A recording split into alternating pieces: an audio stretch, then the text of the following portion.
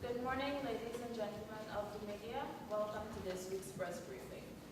Cabinet met on Tuesday, July 16, 2013, and coming out of that meeting, the head of the Presidential Secretariat and Secretary to the Cabinet, Dr. Roger Luncheon, will highlight those important issues Cabinet wishes to bring to the public's attention through you, the media. As is customary, after Dr. Luncheon reads his opening statement, we will entertain questions. First, on the opening statement and any other matters of importance, if time permits. Thank you, Dr. Luncheon. Thank you, Christine, and good morning again, ladies and gentlemen of the media. Cabinet met on Tuesday, the 16th, and arising from that meeting, these are the matters that we bring to your attention. As usual, contracts, Parliament, minor hydropower, GCOM, and then some cabinet snippets. As usual, allow me to start with the contracts for which Cabinet awarded, Cabinet granted its no objections. A sizable lot today, so bear with me. In the health sector, the procurement of drugs, medical supplies for the Ministry of Health, an award of $1.28 billion. 1.28 billion. To be precise, 1,283 million dollars.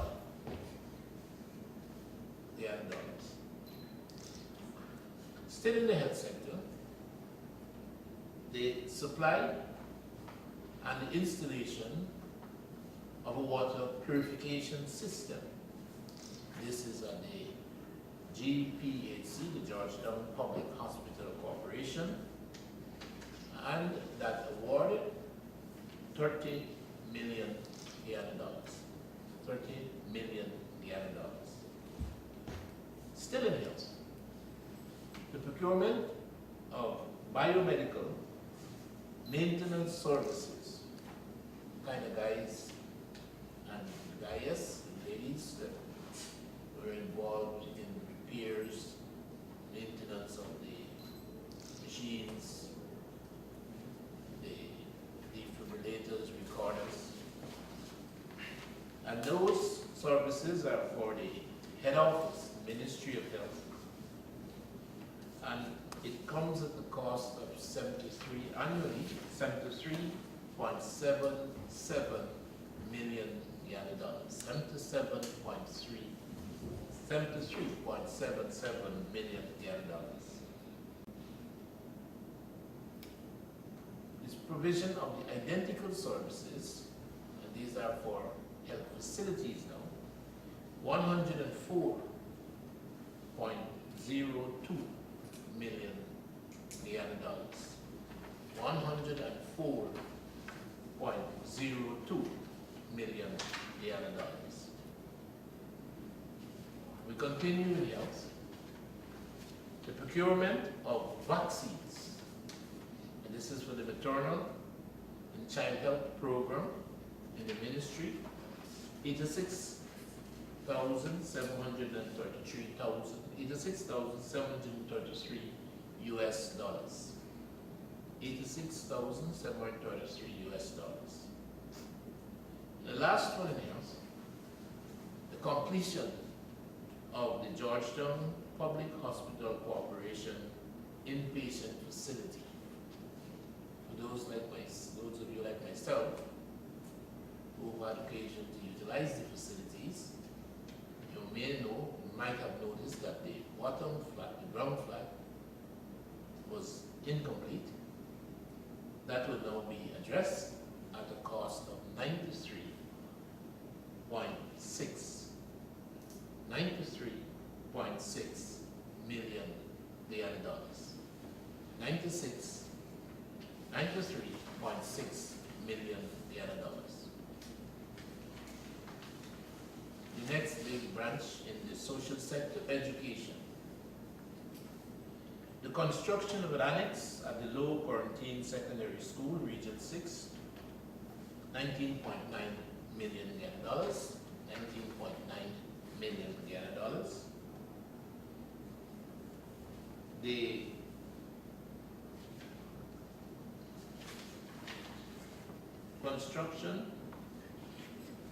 extension, of the Maikoni Secondary School, Region 5, 17.4 million Guyana dollars.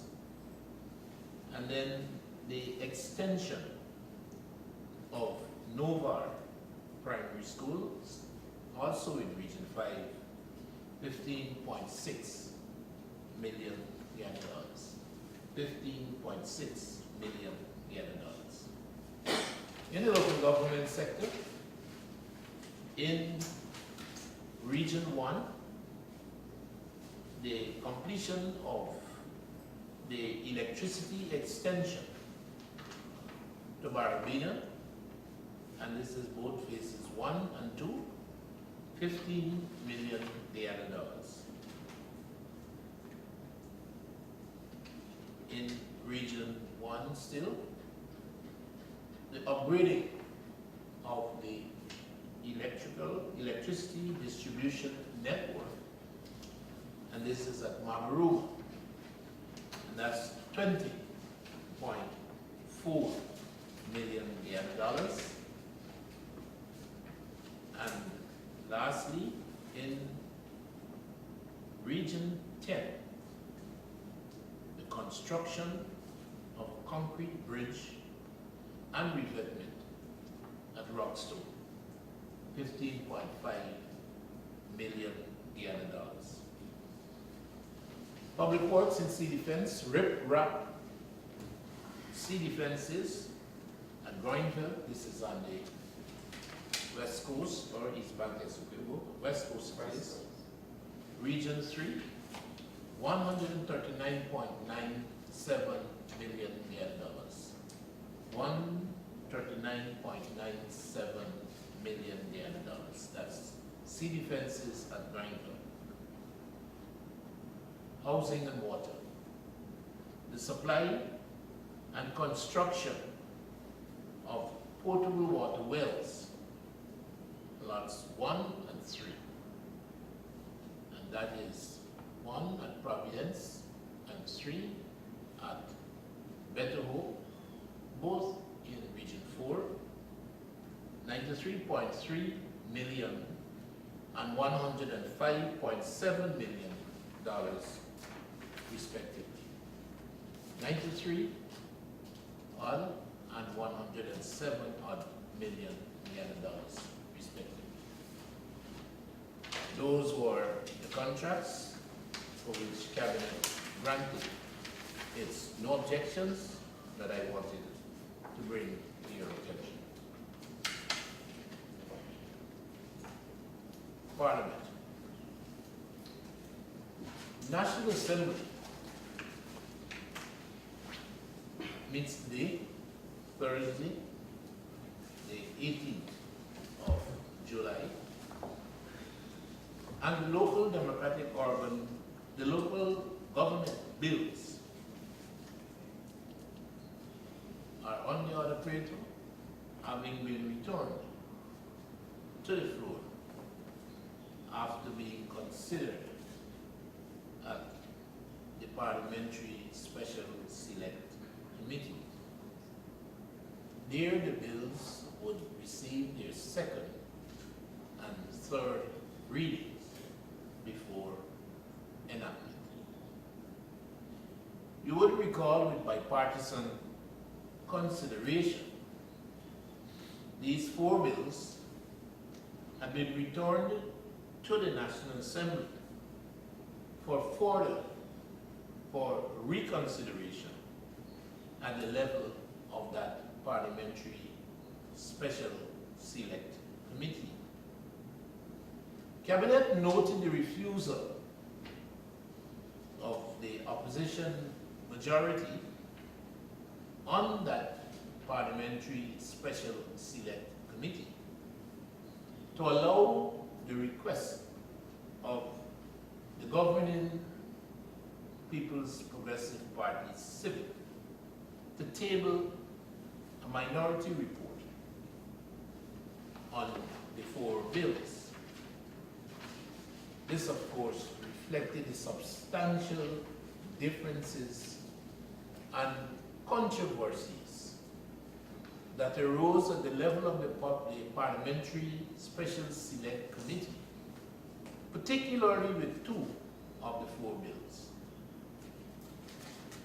the Local Government Commission Bill and the Local Government Amendment Bill.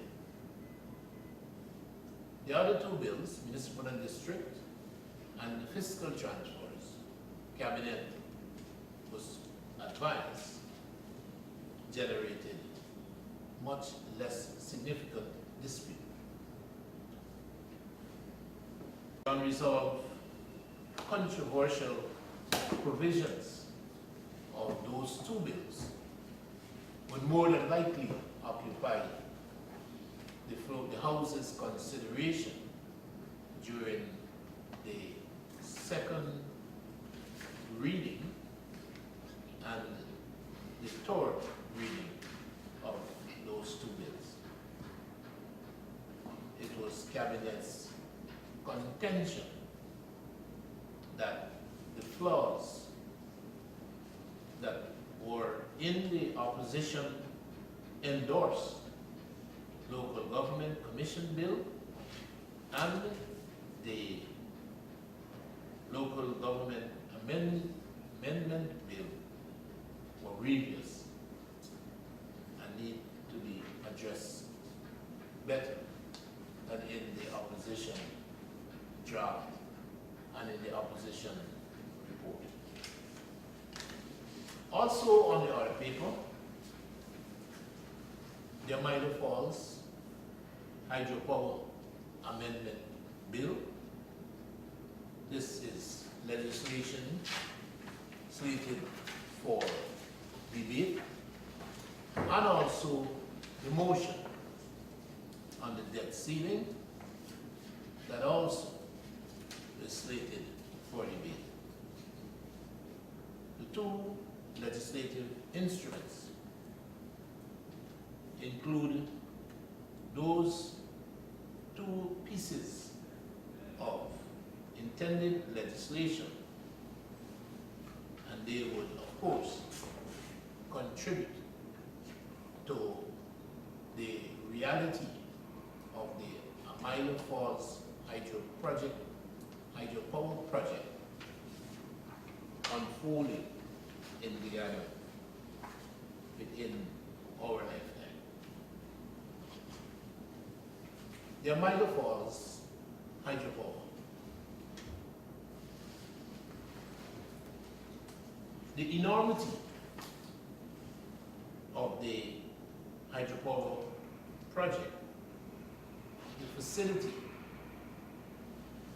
is fast making the decision-making role of the 65 MPs in the National Assembly of the 10th Parliament come under even higher scrutiny.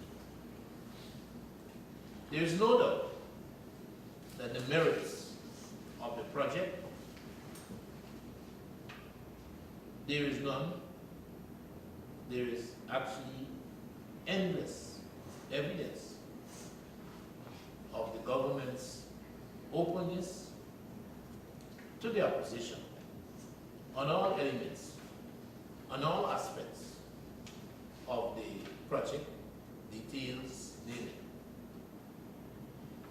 The opposition, one can say, is fully informed, and its requests for information honored. At the leadership level, a point that has been made before, support for hydro for a miner is repeated.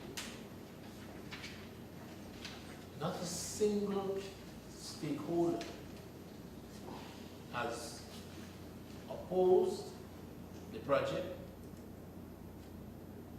but as Mr. Robert Corby, former leader of the People's National Congress, the then opposition party, used to say, the devil, John, is in the details. Mixed signals continue to be sent. And this is despite the whole of the act standing firm on this project and disclosing to the opposition, disclosing to Guyanese that they want hydropower and a minor falls hydropower. The National Assembly of the 10th Parliament, which is 65 MPs representing all the people of Guyana, must now rise to the occasion presented today, Thursday, the 18th of July, and support the necessary steps that would lead,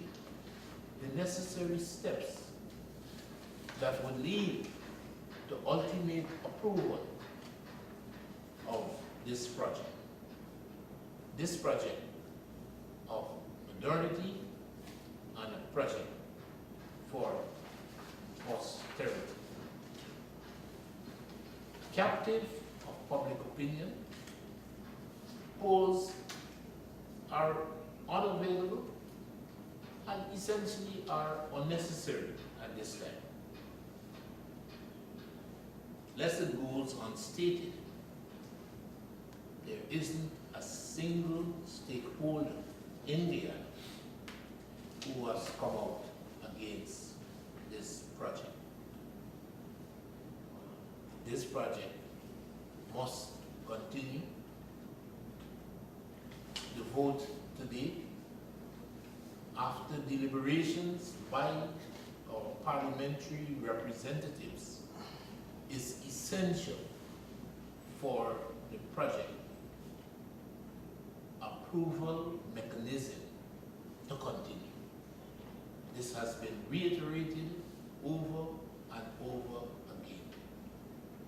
Without the vote today, the project approval mechanism will be fatally threatened. The project then must be supported.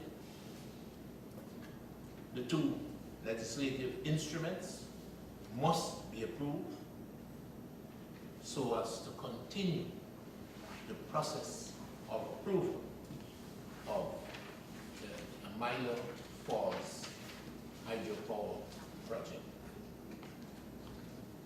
GCO.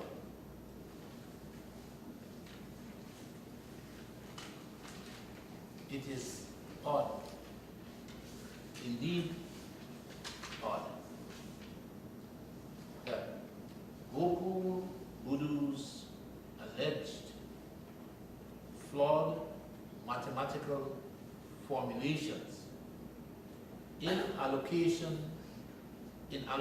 seats in the now historic 2011 general elections is purportedly the reason advanced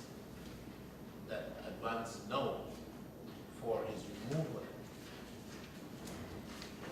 Yet, it was incontrovertible that the same commission was prepared to disenfranchise over 7,000 Guyanese voters in its abortive attempt to close claims and objections.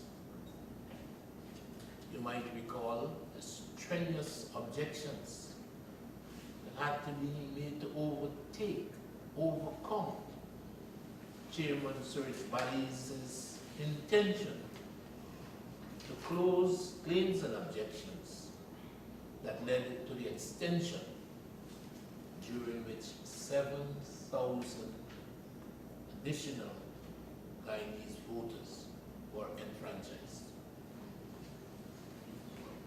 Should the commission have resigned? Should the secretariat been sacked or removed? Both incidents were corrected. And how? The point has been made, and the point must be made again,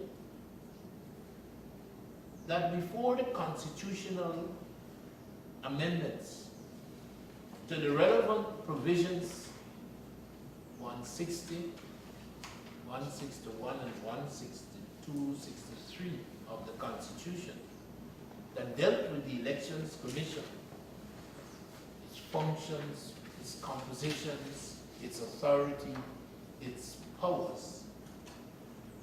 Before then, it probably would have been possible. Indeed, the records would show that the failure of the free and fair elections prior to 1992 reposed primarily in flaws in the functioning of the Elections Commission. And the constitutional reform corrected those flaws. GCOM post-constitutional amendment is a different GCOM from pre-constitutional amendment. And its corrections, the current provisions, corrected these two incidents, the possible flaws, and contribute to the certification of elections as being free and fair by local and international observers. Those amendments were designed to do a job, to provide checks and balances. It is odd that having done so, that the commission and its chairman would turn around and seek to impose the type of sentiments among Guyanese about the functions that were discharged by the then Chief Elections Officer. When the checks and balances work, we ought not to turn around and behave as though they did. The purposes of the constitutional reform, they were realized, and that is what we should give thanks to the drafters, and yes, to this self-same commission for enforcing. Snippets. Installation of vessel monitoring systems, VMS.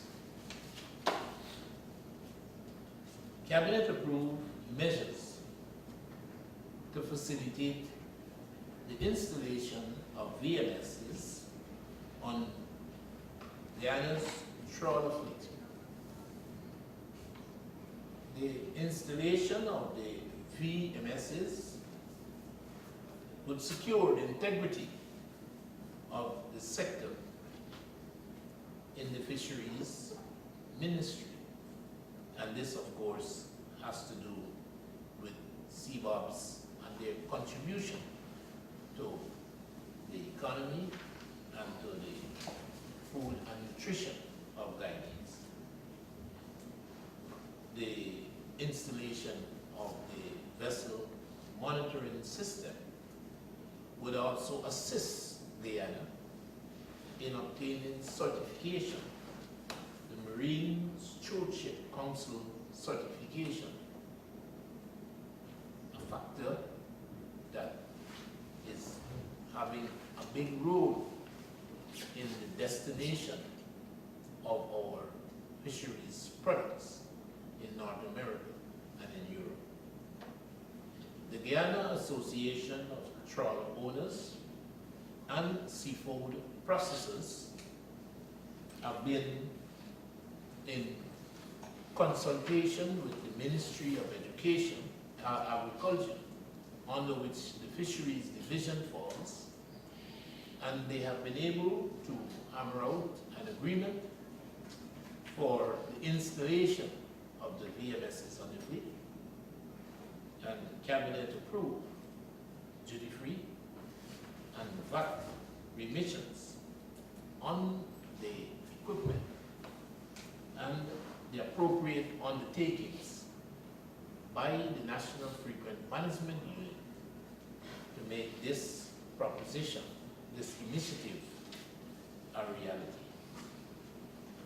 Caribbean Broadcast Union, the 44th Annual General Meeting of the CBU would be hosted by Guyana, and this would take place over the 19th to the 23rd of August 2013. NCN has assumed responsibilities of chairing the local organizing committee. The event will see the president doing the honors of delivering the feature address, and of course the participants would deliberate on broadcasting and other elements of the sector, both in CARICOM and specifically in the host country, Guyana. Ladies and gentlemen, those are the matters I wanted to bring to your attention to allow us to extend your questions, your requests for clarification. Recall greetings I received on my birthday, and to advise that next year I will be 65. When was your birthday? Yesterday. You have any more questions? I will deal with that question at the next press briefing. When you reach 65, Dr. Lodge, you said you'll share? I have a recollection of a matter. I will have to revise that. But I have a recollection of that matter. All right. Alan Harris, Amida Falls. When you were talking about Amida Falls and all of this new development was nowhere in the cards. You were told about the road, the race to construct the road, and then everything else that have been in place. Now we're hearing about legislative measures and all of this. When did this creep into the issue? I don't believe the word creep actually is appropriate for the role that the legislation and the debt ceiling motion, which is really to amend the Public Corporations Act, those legislative interventions could be called creeping. One has to understand that in the design of the project itself, that over time the sequence of events, that sequence is brought to public attention as they unfold. Definitely, there are stakeholders who have the most comprehensive appreciation of elements of this project, and those stakeholders have been able, from the time of its conception, recognize what is needed. What we are faced with these legislative interventions is essentially to allow us to achieve what is needed. For instance, hydropower and the amendment to the Hydropower Act. It is because Guyana has to demonstrate to stakeholders that it can indeed, and it is committed to addressing environmental safeguards that are best captured in our undertakings under the Hydropower Act that the amendment is resorted to. So in the design, environmental safeguards are indicated, are captured. These specific interventions represent the way in which these safeguards are secured. Similarly, for financing, Guyana, the stakeholders insist that we tie bundle with partners who indeed are capable financially of subscribing to the full cost of implementation of this project. This is what we are undertaking to do in the project. And as we sit down, we actually come to appreciate what specifically has to be done to address this commitment that we have made. You said you will be able to address all of the financial requirements. These are the instruments that provide the guarantee, that provide the assurances. And as we go along in the implementation, the planning of the project, you will find that the need exists for evidence of the commitments that have been made by the stakeholders, by Guyana, by the financiers for the successful completion of this project. So the amendment to the Hydropower Act, it relates all the way back to our commitment to safeguarding the environment. And these are the specific ways, this is the specific requirement that Guyana has to meet to indicate and to provide the greatest possible assurances about meeting this commitment to safeguard. And similarly for the financing. Just as with the road, we have made a commitment to get the equipment to the Corey Brown area with the facility. And therefore, we have to have the road. If you have to have the road, you have to have the financing. If you have to have the financing, you come right back to those elements that we have to ensure are there in place to satisfy all and sundry that we can live up to the obligations that we have made. Follow. just this week, I think it was Joe Harmon who said that there is an the July 31 deadline. And his accusation was this deadline was rushed, and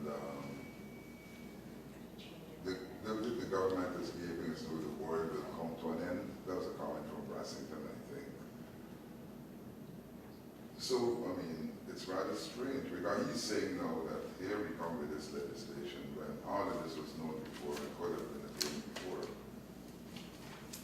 I want to go back to the point I made in my opening statement.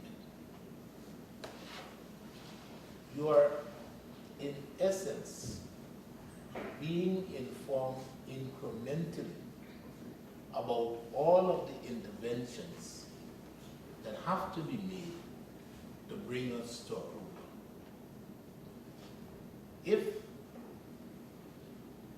the public, if the members of the opposition seemingly believed that Hydropower Act Amendment and the adoption of the motion by resolution was the it, and that with parliamentary passage that we are home free, we need to disabuse their minds. These pieces of legislative interventions, I repeat, are necessary to have the approval mechanism continue.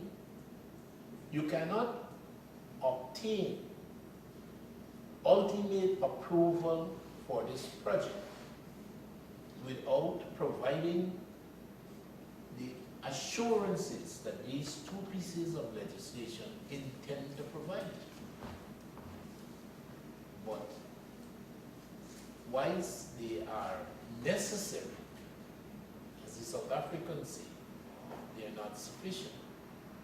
And there are more hurdles that we have to overcome as we continue the approval process. You have heard about due diligence. These are important aspects that contribute to the due diligence. The due diligence will never be completed. It cannot even conceivably advance without these legislative interventions being put in place. How could I do a due diligence on a project of this magnitude if on the appointed day I'm not too certain about the commitment of Guyana to safeguarding the environment? That has to be ticked off. Do we have assurances? Yes, we do. Tick it off, we move on to the next element of the due diligence. If it's not there, how do you intend to move forward? And that's the point that has to be made and reiterated. These two interventions are necessary, but they're not sufficient. It's not the end of the road, as some may mistakenly have you or us believe. They are necessary, but they are not sufficient.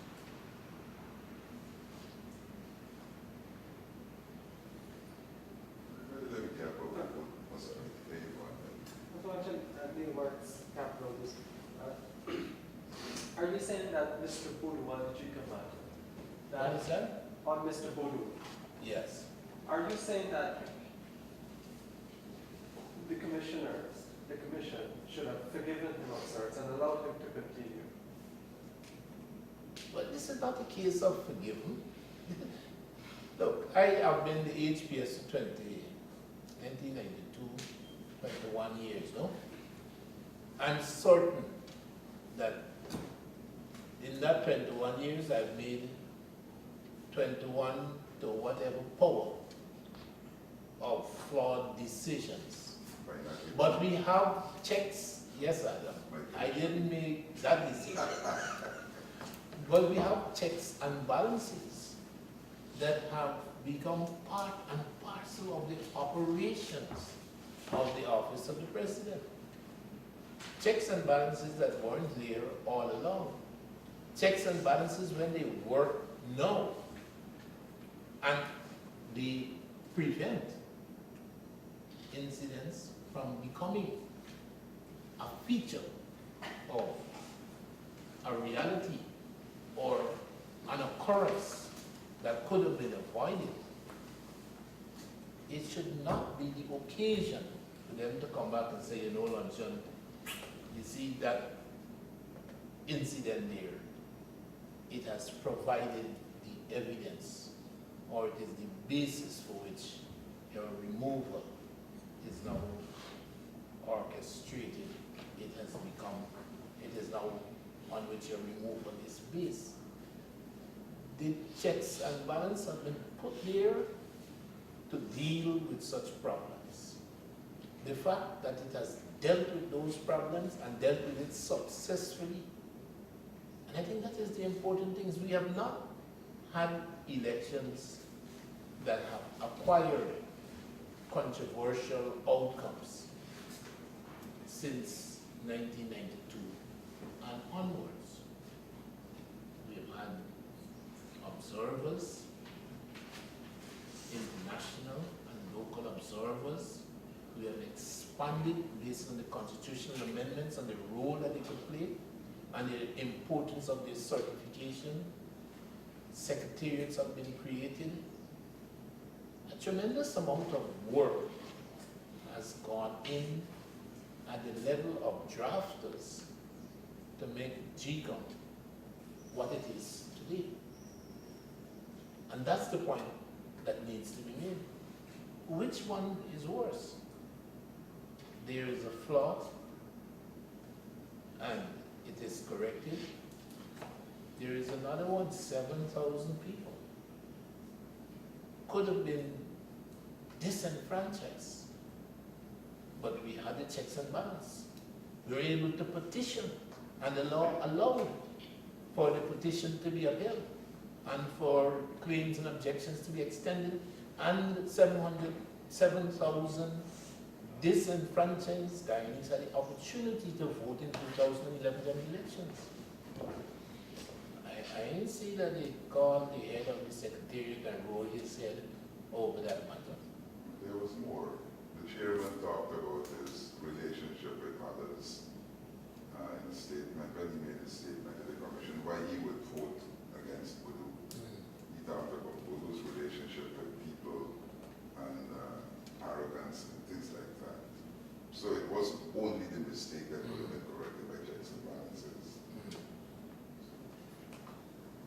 But I gave you live and direct cabinet sentiments about the direction that the GCOM went and the outcome, and for us to reflect on what seems to us to be how we reward, how we actually address those successes in our attempts to make such important institutions function and function well.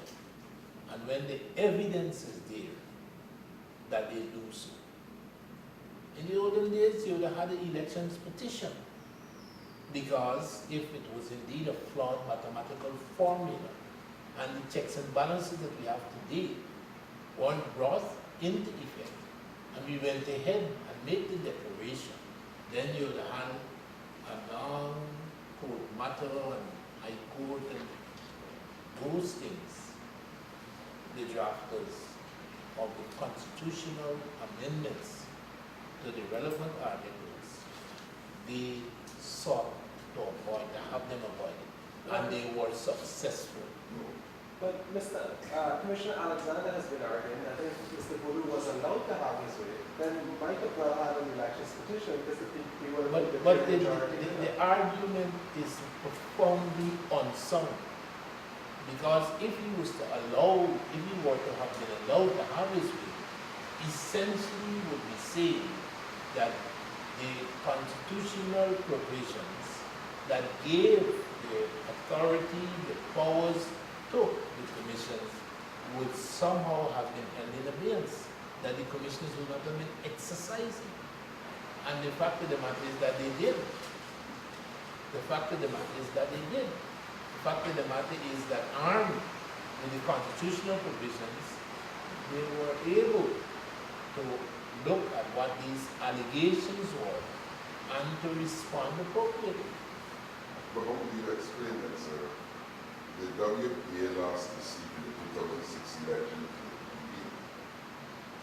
And despite the protestations, the petitions and what have you, and the outcome, that seat was never returned, although acknowledged that it went wrongly to His Highness. I am not. AFC, sir. We are speaking here about matters that I probably should not pronounce them as authoritatively as you do. But as far as I am aware, the conclusions that you seek to bring to that matter, I will share. I don't believe, and this is just Lunchan's position, I don't believe that that matter has been resolved precisely the way Adam is putting it. That indeed all parties have either by fear, court, or some superior decision making, or at the level of the commission, that what you're saying is right. I'm not certain about that. You all have the security cameras? Yesterday I asked. Yes. Commissioner of Police and the crime chief. I'm going to ask him the right question. How many of those cameras are on the city airport? I would say the vast majority. There may have been one or two of them not working, but they are continuously maintained. Those that are not working are inspected and notified. They are inspected, they are repaired, replaced. So I think that one can say that they are all working, save and except intercurrent problems that are fixed in a timely way. The next question is, how effective have they been in crime solving exactly the reason why they were set up? I want to, before I answer that question, deal with the approach. Because indeed, a considerable sum of money was expended in the CCTV and its implementation. I don't think the merit was an issue, because all over the world, CCTV is a feature, not only in the public, privately, all over. The issue for us, essentially, and remains an issue, was whether they would be appended to the CCTV and its static benefits that will come from rapid response. In other words, were I to provide a sufficient density of cameras, I understand in London it holds the records for CCTV cameras in public spaces. Were we able to approach the density of the UK, we would be covering every conceivable street angle that there exists. And one could very well ask, if it is monitored 24 hours a day, whatever is happening in the public spaces would be seen live. And then the question may very well then be asked, can't we intervene at that time? Can we not set up rapid responsive mechanisms? But you don't know when something needs to be rapidly responded to. So you have to set up rapid response mechanisms all over. But we, assumedly, we have the resources and the will, set up rapid response mechanisms all over. CCTV now not only captures for the purposes of investigation and prosecution, it now could turn around for capture, for intervention. That is what we do not have. We do not have capture for intervention. We have not included in the design, the current design, a rapid response mechanism associated with the CCTV plan that we have here. I must give my colleagues credit. Minister Rohi, from the time we started speaking about CCTV, insisted that this be a feature. When we start looking at the number crunching, instead of 140 cameras, if you wanted to put rapid response, you probably would have to put 3 cameras, because the rest of the money would have had to go to put rapid response people that sit down there like the fire service, and I'm going to say play, but I wouldn't say that. They would be training and preparing themselves to rapid response. But that's it. We didn't make that decision. We said, let us put 140 instead, and don't let us concentrate on rapid response. Let us concentrate on footage. Let us concentrate on capturing for eternity what is happening, for the purposes of investigations, for the purposes of prosecution. I don't know, maybe when we find the oil, maybe when the miner comes and we don't have to pay that amount of money to import fuel, we could get rapid response at every corner. So now, The question, how effective has it been for something so far? I think you gotta ask the police. They got to apply whenever they want to. I don't like this word apply. I don't like this word apply. The joint services concept. I didn't hollow it. I come and meet the damn thing. And to tell you the truth, I like it. And to tell you the truth, I have done my utmost to facilitate its development. And I can't believe that as fundamental a interagency engagement in the joint service, we still will have the notion of application. This is alien to what actually happens. That apply. I can assure you, if the crime chief was using the word apply, he meaning the way how you would apply to get a firearm. He said on request, he got to ask and then you would give him the protection.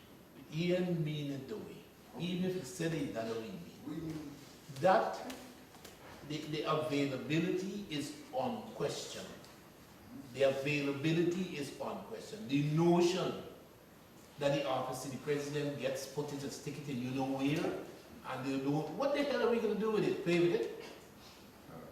The whole intention of getting this footage is to promote law enforcement and crime prevention, as I said, not crime fighting, because we didn't have money to do rapid interventions, instant interventions. But you think we get them to go put it in store? You know how much money it costs to store that data? Because a man will come to us and say, 3 months ago something happened, and we say where it happened.